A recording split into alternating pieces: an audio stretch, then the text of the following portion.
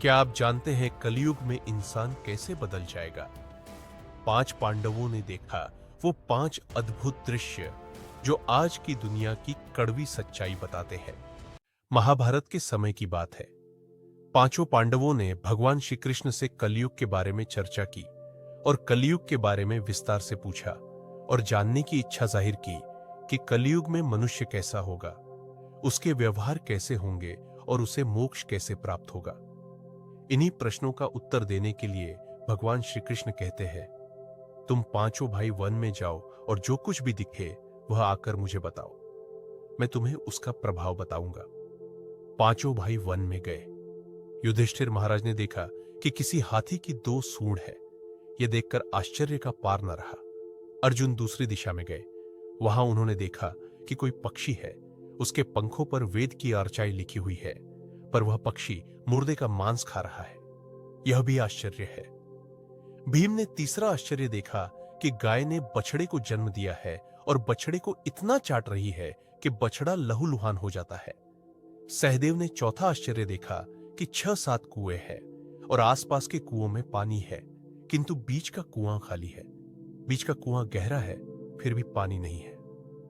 पांचवें भाई नकुल ने भी एक अद्भुत आश्चर्य देखा कि एक पहाड़ के ऊपर से एक बड़ी शिला लुढ़कती लुढ़कती आती और कितने ही वृक्षों से टकराई, पर उन वृक्षों के तने उसे रोक न सके। कितनी ही अन्य शिलाओं के साथ टकराई, पर वह रुक न सकी। अंत में एक अत्यंत छोटे पौधे, स्मॉल प्लांट का स्पर्श होते ही वह स्थिर हो गई। पांचों भाइयों के आश्चर्यों का कोई पार नहीं।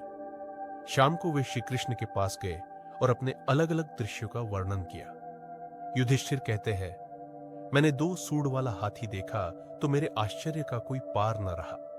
तब श्री कृष्ण कहते हैं, कलयुग में ऐसे लोगों का राज्य होगा जो दोनों ओर से शोषण करेंगे, बोलेंगे कुछ और करेंगे कुछ। ऐसे लोगों का राज्य होगा, इससे तुम पहले राज्य कर लो।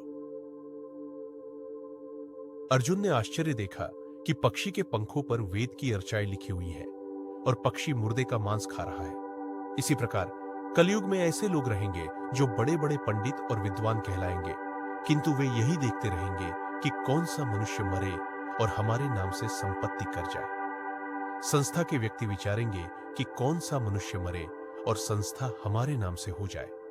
हर जाति धर्म के प्रमुख पद पर बैठे विचार करेंगे कि कब किसका श्राद्ध है। चाहे कितने भी बड़े लोग होंगे, किंतु उनकी दृष्टि तो धन के ऊपर, मांस के ऊपर ही रहेगी। ऐसे लोगों की बहुतायत होगी जो परधन को हरने और छीनने को आतुर होंगे, और कोई कोई विरला ही संत पुरुष होगा। भीम ने तीसरा आश्चर्य देखा कि गाय अपने बछड़े को इतना चाटती है, बछड़ा लहूलुहान हो जाता है। कलयुग का आदमी शिशुपाल हो जाएगा। बालकों के लिए इतनी ममता कौन करेगा कि उन्हें अपने विकास का अवसर ही नहीं मिलेगा। किसी का बेटा घर छोड़कर साधु बनेगा तो हजारों व्यक्ति दर्शन करेंगे, किंतु यदि अपना बेटा साधु बनता होगा तो रोएंगे कि मेरे बेटे का क्या होगा। इतनी सारी ममता होगी कि उसे मोहमाया और परिवार में ही बांध कर रखेंगे और उसका जीवन वही खत्म हो जाएगा। अंत में बेचारा अनाथ होकर मरेगा। वास्तव में लड़के तुम्हारे नहीं हैं, वे तो बहुओं की अमानत है। लड़कियां जमाइयों की अमानत है और तुम्हारा यह शरीर मृत्यु की अमानत है। तुम्हारी आत्मा परमात्मा की अमानत है। तुम अपने शाश्वत संबंध को जान लो बस। सहदेव ने चौथा आश्चर्य यह देखा कि 5-7 भरे कुएं के बीच का कुआं एकदम खाली। कलयुग में धनाढ़े लोग लड़के लड़की के विवाह में, मकान के उत्सव में, छोटे बड़े उत्सवों में तो लाखों रुपए खर्च कर देंगे, परंतु पड़ोस में ही यदि कोई भूखा प्यासा होगा तो यह नहीं देखेंगे कि उसका पेट भरा है या नहीं। दूसरी ओर मौज मौज में शराब, कबाब, फैशन और व्यसन में पैसे उड़ा देंगे, किंतु किसी के 2 आंसू पोंछने में उनकी रुचि न होगी, और जिनकी रुचि होगी उन पर कलयुग का प्रभाव नहीं होगा, उन पर भगवान का प्रभाव होगा। पांचवा आश्चर्य यह था कि एक बड़ी चट्टान पहाड़ पर से लुढ़की। वृक्षों के तने और चट्टाने उसे रोक न पाए, किंतु एक छोटे से पौधे से टकराते ही वह चट्टान रुक गई। कलयुग में मानव का मन नीचे गिरेगा, उसका जीवन पतित होगा। यह पतित जीवन धन की शिलाओं से नहीं रुकेगा, न ही सत्ता के वृक्षों से रुकेगा। किंतु हरि नाम के एक छोटे से पौधे से, हरि कीर्तन के एक छोटे से पौधे से मनुष्य जीवन का पतन होना रुक जाए,